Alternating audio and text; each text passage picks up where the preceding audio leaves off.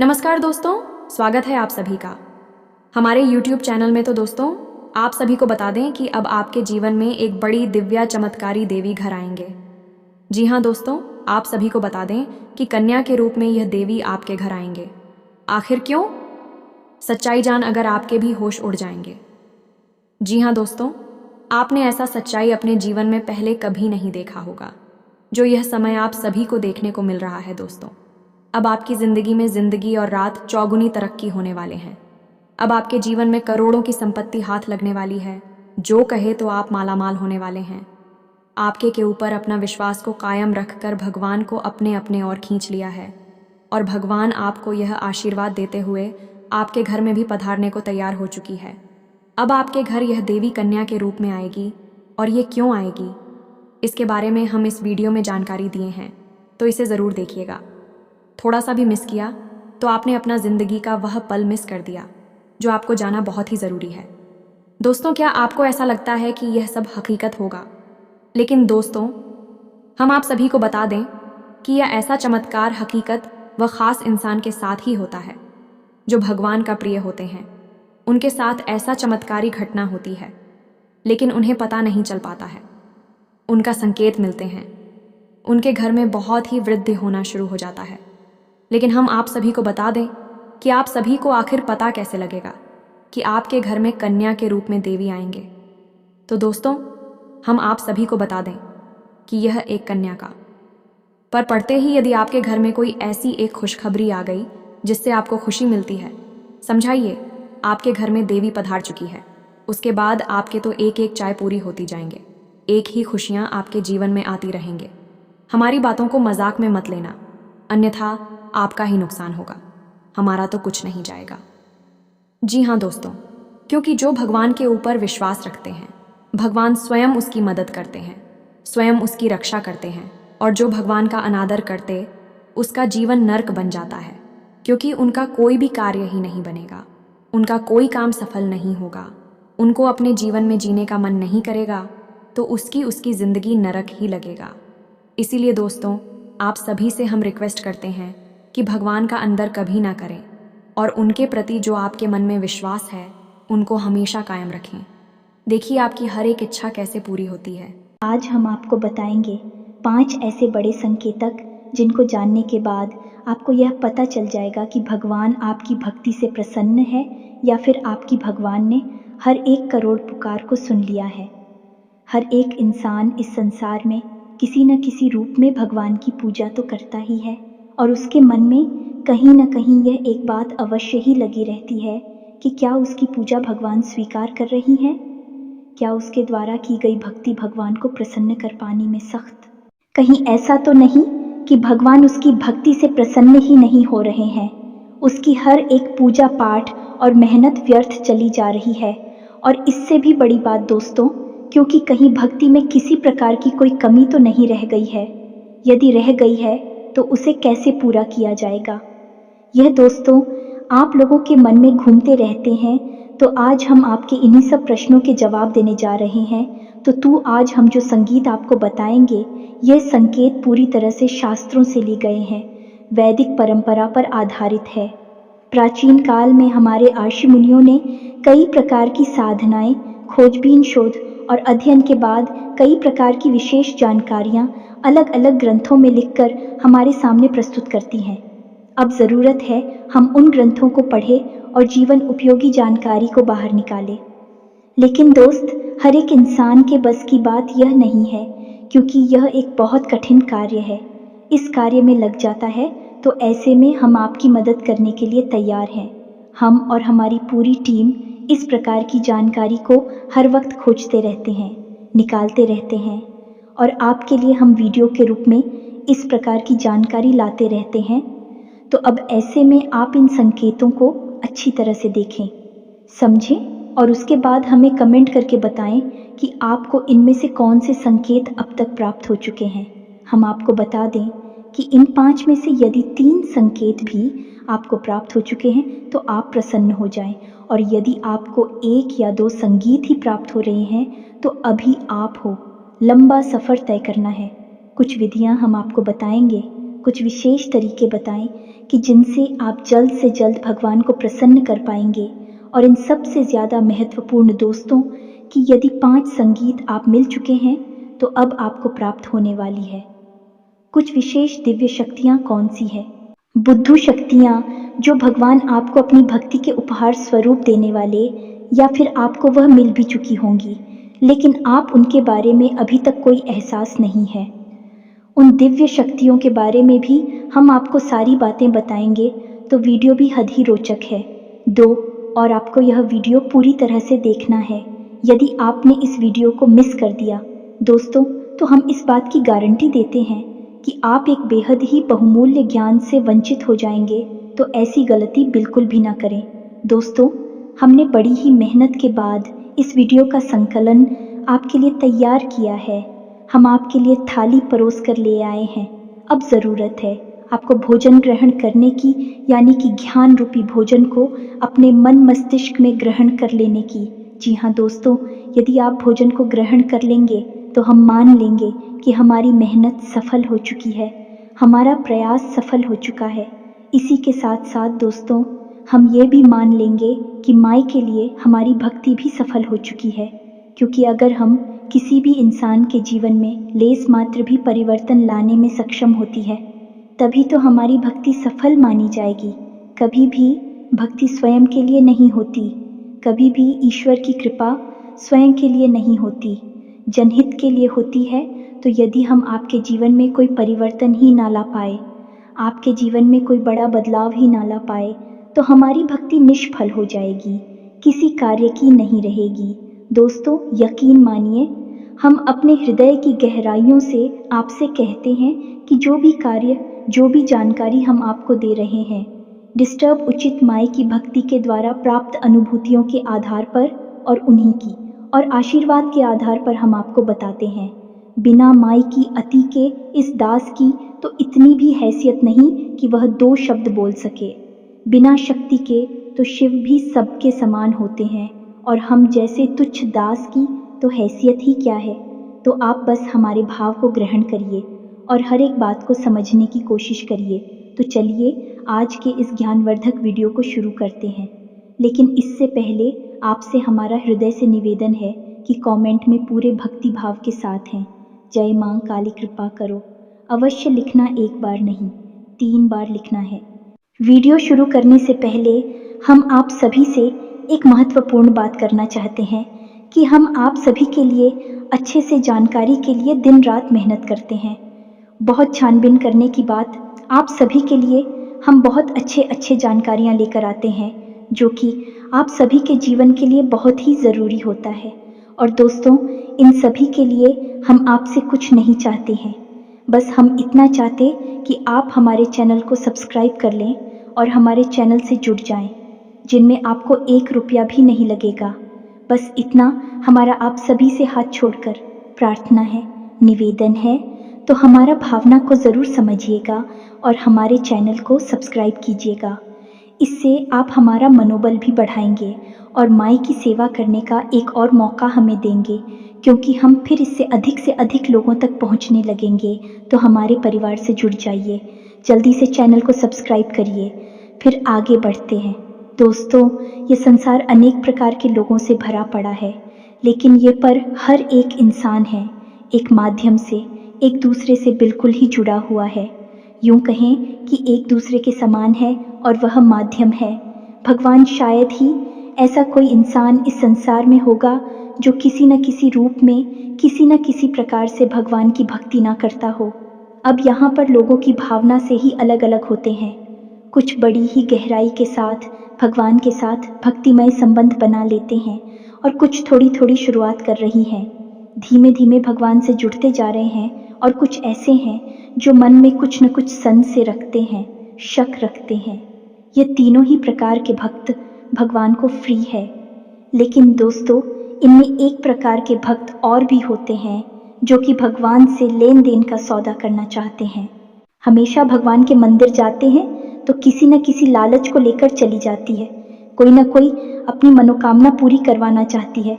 भगवान को साधन समझते हैं और हमेशा इस प्रकार की मनोकामनाएं करती हैं कि आप हमारा यह कार्य करवा दीजिए, तो हम एक से क्या 121 का प्रसाद चढ़ाएंगे, 500 ओक का प्रसाद चढ़ा आएंगे। उल्टी सीधी मांग भगवान के सामने करते खड़े दिखाई देते हैं। और फिर जब उनकी मनोकामनाएं पूरी नहीं होती हैं कि भगवान की सकारात्मक ऊर्जा इस प्रकार कार्य करती ही नहीं है, अन्यथा तू भगवान और एक व्यापारी में कोई अंतर ही नहीं बचेगा। भगवान तो भाव से जुड़ते हैं, भाव से ही चलते हैं।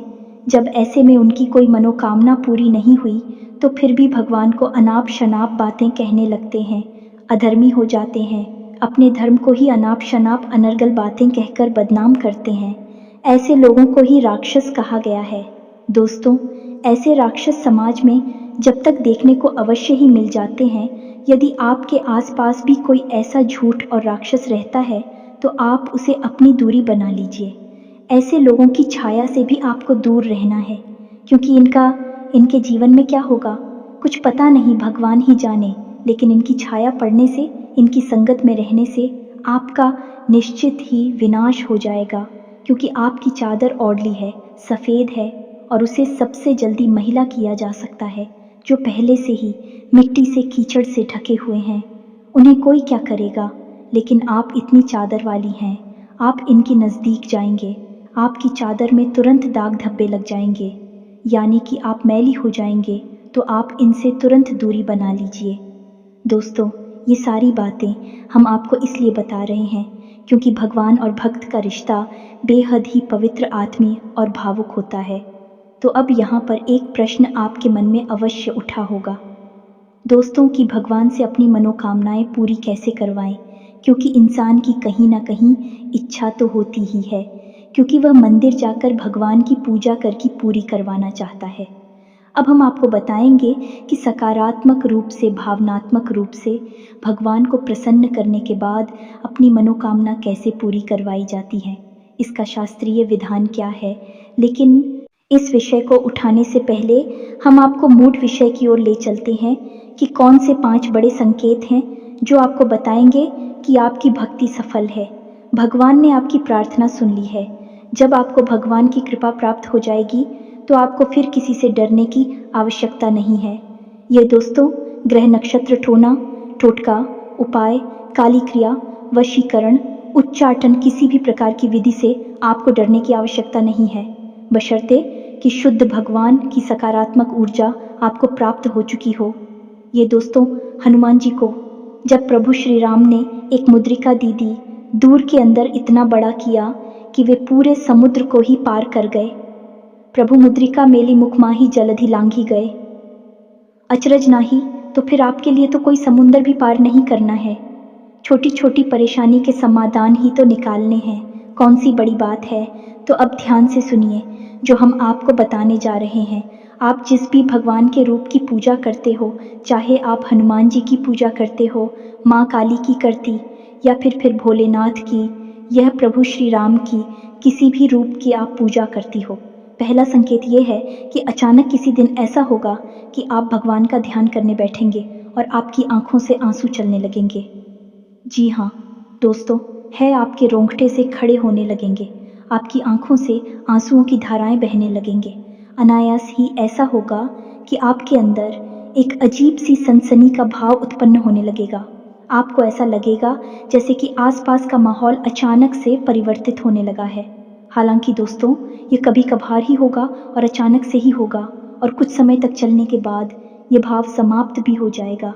ये दोस्तों, ये एक ऐसा भाव है जो आपके अंदर उत्पन्न नहीं तब होता है जब आपकी आत्मिक ऊर्जा उस परमात्मा से, यानी कि परम ब्रह्म से जुड़ जाती है, और जब उसे सच्चाई का एहसास होता है कि वह ऊर्जा का एक भाग है तो वह उत्तेजित हो जाता है।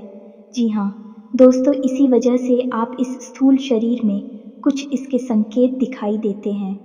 आपके रोंगटे खड़े होने लगेंगे, एक सनसनी का एहसास आपको होने लगेगा, आसपास की आवाज़ आपको सुनाई देनी बंद हो जाएंगी। हो सकता है कि आपके कानों में कुछ अजीब सी आवाज़ें गूंजने लगे और आपकी आंखों से आंसुओं की धारा बहने लगी। कि दोस्तों, अब आप हमें कमेंट करके बताना कि आपको यह संकेत कभी महसूस हुआ है या नहीं। लेकिन दोस्तों, बात यही है कि यह आपको महसूस तब होगा जब आप बहुत गहराई से भगवान से जुड़ जाएंगे। जी हाँ दोस्तों, भक्ति की सीमाएं जब आप लग जाएंगे। अब सुनिए, दूसरा संकेत है, यह भी बहुत ही गहरा और प्रबल संकेत है। ध्यान से सुनना दोस्तों। मान लीजिए कि आप पूजा करने बैठे और आप माला फेरते हैं या फिर चालीसा पाठ करते हैं या फिर कोई स्थिति या गायन करते हैं और अचानक से आपकी आंखें हो जाती हैं। जी हाँ दोस्तों, और आंखें बंद होने के बाद आप सुध बुध भूल जाते हैं। माला है तो हाथ से छूट जाती है, किताब को ही ले रखी है तो वह भी हाथ से छूट जाती है और आप कुछ ही सेकंड के लिए, मिनट के लिए एक ऐसी अजीब स्थिति में पहुंच जाते हैं कि आपको कोई एहसास ही नहीं होता। फिर अचानक से आप एक झटके से पूछकर खड़े होते हैं और देखते हैं कि आपके हाथ से तो माला छूट चुकी है, किताब ही गिर गई है और आप जो जॉब कर रही थी वह भी आप भूल चुके हैं कि आपने कितना जाप कर लिया, किया भी है कि नहीं किया, कहीं आप तो नहीं गए। यानी कि एक अजीब सी स्थिति में आपने डुबकी लगाई और फिर अचानक से आप बाहर आ गए। अब यह क्या है दोस्तों, इसे आप समझ ही हमारा आध्यात्मिक, हमारे वेद क्या कहते हैं इस विषय में। जी हाँ दोस्तों, तो ध्यान से सुनिए। वैदिक परंपरा में इसी तरह कहा जाता है, निंद्रा और तंद्रा लगभग समान ही होती है, लेकिन निंद्रा में इंसान अपने शरीर की शुद्धिकरण के लिए जाता है और निश्चित समय के लिए जा, लेकिन तंत्र एक समाधि की अवस्था जैसी होती है जिसमें कि इंसान उस परम ऊर्जा में डूब जाता है। दोस्तों, एक बात याद रखिए कि हमारे वेदों में, हमारे पुराणों में हर जगह स्पष्ट तौर पर यह लिखा है कि यह संसार है, एक माया मात्र है। इस संसार का असल स्वरूप वह नहीं है जो हमें दिखाई देता है, जो हमें प्रतीत होता है। ये सब तो हमारी इंद्रियों के द्वारा प्राप्त की गई जानकारी है जो हमें तरह तरह की सूचनाएं उपलब्ध कराती हैं और माया की रंग बिरंगे खेल हमें दिखाती है। लेकिन यह संसार असल में एक परम ऊर्जा में लबालब डूबा हुआ है, पूरी तरह से सराबोर है और वह परम ऊर्जा है। ईश्वर की यानी ब्रह्म की हो जाए तो आप कुछ समय के लिए उस पर हम ऊर्जा में डूब जाएंगे और इस माया से मुक्त हो जाएंगे, और वही स्थिति होती है तंद्रा की स्थिति।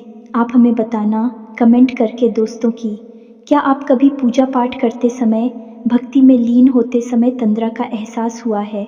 अब एक अजीब बात दोस्तों, हम आपको बताएं कि कई महान संतों ने, साधकों ने तंद्रा की इस भाव को इतनी गहराई तक ग्रहण कर लिया कि भी कई घंटों तक और कई दिनों तक इसी भाव में डूबे रहे। जैसे कि परमहंस रामकृष्ण जी इस भाव में 8 दिनों तक बैठे रहे, भगवान खुद भी इसी भाव में 8 दिनों तक बैठे रहे और स्वामी विवेकानंद भी पूरे 24 घंटे के लिए इसी तरह के भाव में डूबे रहे। और जब ये लोग इस भाव से उठकर बाहर आए, इस संसार में, माया रूपी संसार में वापस आए, तो इन्हें पता ही नहीं चला कि इन्होंने इतना लंबा समय इस तरह के भाव में बिताया था। लेकिन उस समय इन्हें ईश्वर से आकर्षण और परम जुड़ाव का एहसास पता चल गया। आपके साथ ये हुआ है कि नहीं, हमें बताना, भले ही कुछ मिनट 10 सेकंड के लिए ही क्यों ना हुआ है, लेकिन ये तो परम एहसास है दोस्तों। आप ज़रा सा भी हो गया है तो कल पड़ेगा और आप उस परम ऊर्जा में विलीन होने के लिए तैयार हैं। ये मानकर चलिए, तो आप हमें बताना आपके साथ हुआ है, कब हुआ है, कितनी बार हुआ है, सब कुछ बताना दोस्तों, हमें बड़ी उत्सुकता रहेगी। अब बात करती हैं तीसरे संगीत की दोस्तों। इस संगीत का नाम है स्थित प्रज्ञ दोस्तों। मैं अब इसे आप समझिए, गहराई से जब आप भगवान से जुड़ चुके हैं, आपकी आस्था बहुत गहरी है, मन में बहुत गहरी भाव और विश्वास है ईश्वर के लिए, तो अब आपकी मनोदशा दोस्तों, अब आपके जीवन में क्या चल रहा है, किस स्थान है, उठापटक है, जीवन में भाग दौड़ है, कुछ बन गया, कुछ बिगड़ गया, सब आपके आसपास होता रहेगा, लेकिन आपके ऊपर इसका ज़्यादा प्रभाव नहीं होगा। यह दोस्त यानी कहने का मतलब यह है कि परेशानियों से आप विचलित नहीं होंगे, आपको क्रोध नहीं आएगा, और आएगा भी तो आप बड़ी जल्दी संभाल लेंगे। और सबसे बड़ी बात दोस्तों, आपके अंदर ही खड़ी डरता का भाव उत्पन्न हो जाएगा, आपके चेहरे पर एक मुस्कुराहट रहने लगे कि आप निर्भीक हो जाएंगे। फिर आपको ऐसा लगने लगेगा कि चलो देखते हैं, जो भी होगा देखा जाएगा। यानी कि ऐसा भाव उत्पन्न होगा जो कि आपको लीडर बना देगा, और यह भाव इसीलिए उत्पन्न होगा क्योंकि आपकी अंतरात्मा यह बात समझ चुकी है कि जो भी सुख और दुख आपको मिलेगी बल्कि इस संसार के लिए है, इस शरीर मात्र को मिलेंगे। आपकी आत्मा को कोई नहीं कर सकता, कोई सुखी नहीं कर सकता। वह तो परम है और उस पर हम पूजा के लिए ही बनी है, उसी से निकली है, उसी में लिप्त हो जाएगी, उसी में समाहित हो जाएंगी। यह भाव आपके अंदर उत्पन्न हो जाएगा। अब आपको स्पष्ट तौर पर भले ही पता न चले, लेकिन आपको यह संकेत मिलेंगे। ऐसा भाव रहेगा कि आप निडर हो जाएंगे, आप आए नहीं लगेगा, आपको किसी भी बात से डर नहीं लगेगा। चिंता, थकान, तनाव कुछ भी आपको परेशान नहीं कर पाएगा, यानी कि आप स्थित प्रज्ञ बन जाएंगे। यानी आप केवल देखेंगे जो आपके आसपास हो रहा है, आपके जीवन में हो रहा है, आपकी दृष्टा मात्र बन जाएंगे। फिर आपका उससे कोई लेना देना नहीं है। हालांकि आप काम सब करेंगे, अपने जीवन को जिएंगे, हर एक घटना में आप पूरी तरह से शामिल रहेंगे, लेकिन उसका प्रभाव आपके ऊपर नहीं रहेगा। इसी स्थिति को कहते हैं स्थित प्रज्ञ हो जाना, या यूं कहें कि दृष्टा का भाव उत्पन्न हो जाना। अब बात करती है चौथी संगीत कि इस चौधरी संगीत में आपको कई बार एहसास भी कराया है, लेकिन आपको पता नहीं चल पाया है। ये दोस्तों, जैसे कि आपने कुछ सोचा, आपने सोचा कि इस इंसान से आज मिल लेते तो अच्छा होता, लेकिन वह इंसान आपसे मिल नहीं पा रहा है। लेकिन अचानक ही आप दिखते हैं तो वह इंसान आपके सामने आ जाता है। यानी कि कोई ऐसी बात जो आपके मन को परेशान कर रही है और आप चाहते हैं कि वह हो जाए, वह घटना घटित हो जाए, लेकिन फिलहाल में घटित होने वाली नहीं थी। अचानक ही क्या है कि वह घटना घटित हो जाती है और उसमें आपका लाभ है। या दोस्तों, ऐसी स्थिति तब बनती है जब आप भगवान की ऊर्जा से जुड़ जाती हैं, भगवान आपसे प्रसन्न हो जाती हैं। अब ऐसे में यह होगा कि आप जो सोचेंगे भी, घटनाएं भी करने लगेंगे, जो आप चाहेंगे वह घटना आपके हित में कटने लगेगी। लेकिन दोस्तों, यहाँ पर समस्या एक दोस्त और बड़ी समस्या ये है कि यदि आप नकारात्मक बातें सोचेंगे तो वह भी घट जाया करेंगे। ये दोस्तों, जैसे कि आपने सोचा कि थोड़ा संभल कर चलते हैं, कहीं गिर ना जाए, तो आप देखेंगे कि अचानक गिरी रहे हैं। कई बार ऐसा होता है। हम आपको बताएं, हमारे जाने वाली एक मित्र हैं, उनके अंदर भी यह भाव उत्पन्न हो चुका था। तो उन्होंने एक बार एक अच्छी अंगूठी कहीं से प्राप्त, यानी किसी ने उनको दिया, उन्होंने बनवाई है, हमको नहीं पता, लेकिन उन्होंने हमको बताया कि यह अंगूठी उन्हें मिली तो उन्होंने उसे पहन लिया। फिर उनके मन में अचानक ये ख्याल आया कि कहीं ऐसा ना हो कि इसमें लगा हुआ रत्न गिर जाए। या दोस्तों, और यही हुआ। कुछ दिनों के बाद ऐसा हुआ कि उनकी अंगूठी से वह घटना अचानक गिर गया। कहीं ऐसा गिरा कि उन्हें फिर मिला ही नहीं। तो यह आपके साथ भी होगा। यदि हो रहा है तो आप हमें कमेंट करके बताना।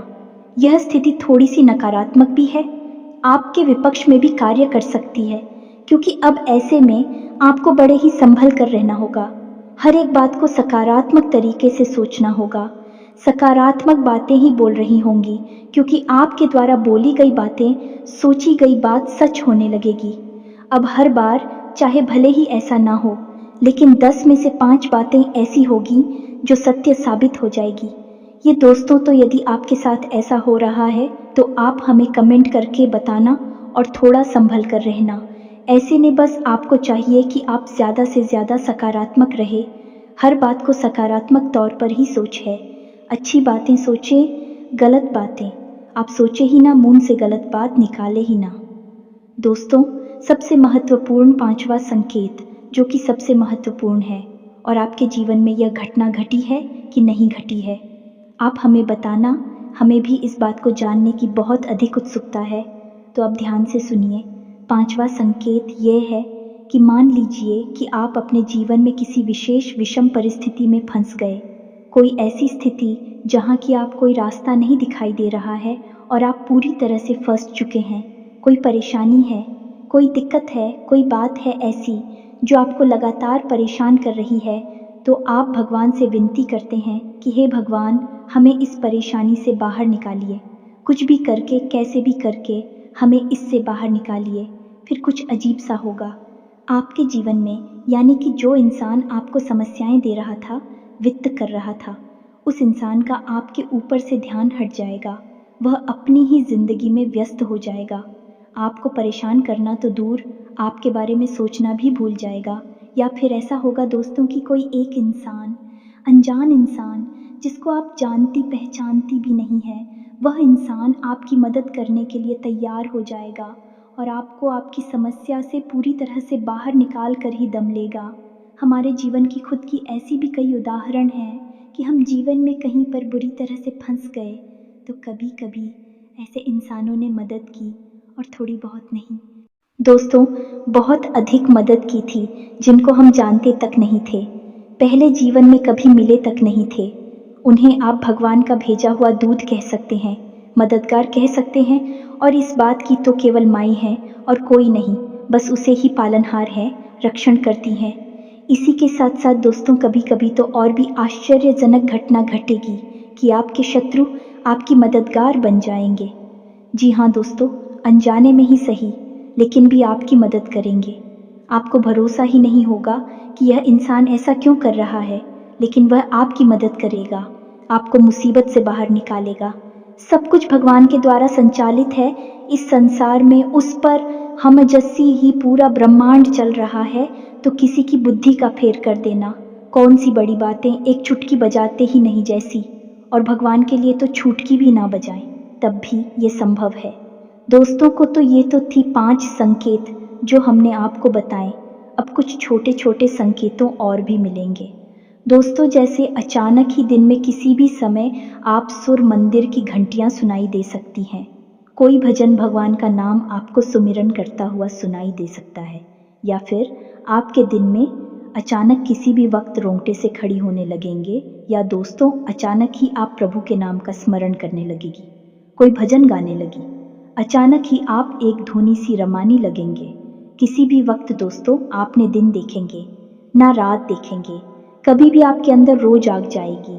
जी हाँ दोस्तों, फिर भी आप अनायास अचानक ही भगवान के मंदिर पहुंच जाएंगे।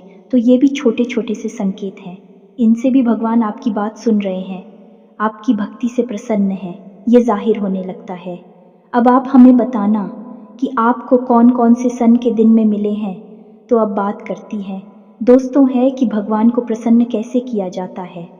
जी हाँ दोस्तों, यदि आपको कम संकेत मिल रहे हैं, ये कोई संगीत मिला ही नहीं है, तो ऐसा नहीं है कि भगवान आपसे रुष्ट हैं, बस आपसे उनकी ऊर्जा जुड़ नहीं पाई। दोस्तों तो आपको क्या करना है दोस्तों, कभी भी भगवान के मंदिर में जाकर ये बात बोलिए, आप हमारा ये काम करवा दीजिए, हमारी नौकरी लगवा देंगे, तो हम आपको RS 500 का, 1000 रुपये का, या फिर ये करवाएंगे, वह करवाएंगे, घंटा करवाएंगे, छत्र चलाएंगे। ये सब मत बोलिए दोस्तों, ये सब भूलकर आप अपना ही मान मर्दन कर रहे हैं। आप बस सीधे मंदिर चाहिए, कुछ लेना है तो लो, नहीं लेना है तो मत लो, बस भाव के साथ चाहिए और भगवान के सामने बैठ जाइए और भगवान से निवेदन करिए, भगवान से जुड़ जाइए, भगवान को अपने घर का सदस्य बनिए, चाहे पिता समझिए, चाहे भाई समझिए, चाहे मित्र समझिए, कोई एक संबंध भगवान के साथ जोड़ लीजिए। और बिल्कुल ऐसे जैसे आप अपनी सबसे प्रिय, जो आपका शुभ चिंतक है, उसे अपने जीवन का दर्द सुनाते हैं, वैसे ही भगवान को अपने जीवन का दर्द सुनाइए और आप देखिए कि भगवान आपकी कैसे जुड़ती हैं। दोस्तों याद है ना आपको सुदामा का चरित्र, सुदामा ने कौन सा प्रसाद चढ़ाया था भगवान को, सुदामा ने कौन सी अगरबत्ती लगाई थी, कौन सा हवन किया था, कुछ भी नहीं दोस्तों। रामा का भाव कृष्ण से जुड़ा हुआ था और कृष्ण सुदामा के लिए दौड़े चले आएंगे, पैर भाग के चले आए राजमहल में और सुदामा के लिए दरवाजे तक आए और अपने शुरू से सुदामा की चरण कमल को धोया। दोस्तों आप समझ गए, भगवान भाव के भूखे हैं, हम उन्हें कुछ दे ही नहीं सकते हैं, हमारी हैसियत ही नहीं, औकात ही नहीं कि हम उन्हें कुछ दे सकें। हम केवल उन्हें एक चीज़ दे सकती हैं, वह है हमारा शुद्ध भाव। या दोस्तों अब आप प्रसाद लेकर जाते हैं तो वह तो एक परंपरा है, आप अपने भाव को मजबूत करने के लिए प्रसाद ले जाइए, धूप जलाइए, दीप जलाइए, जो मन है वह करें, लेकिन पूजा बिल्कुल एक मुर्दा शरीर के समान होती है। आपको भाव जगाना पड़ेगा। जब भी आप तकलीफ में हो भगवान को कहिए, भगवान अब आप ही देख लेना, कोई कार्य कठिन आ जाता है, भगवान अब आप ही देख लेना, हम तो बस लगे हैं, काम कर रहे हैं।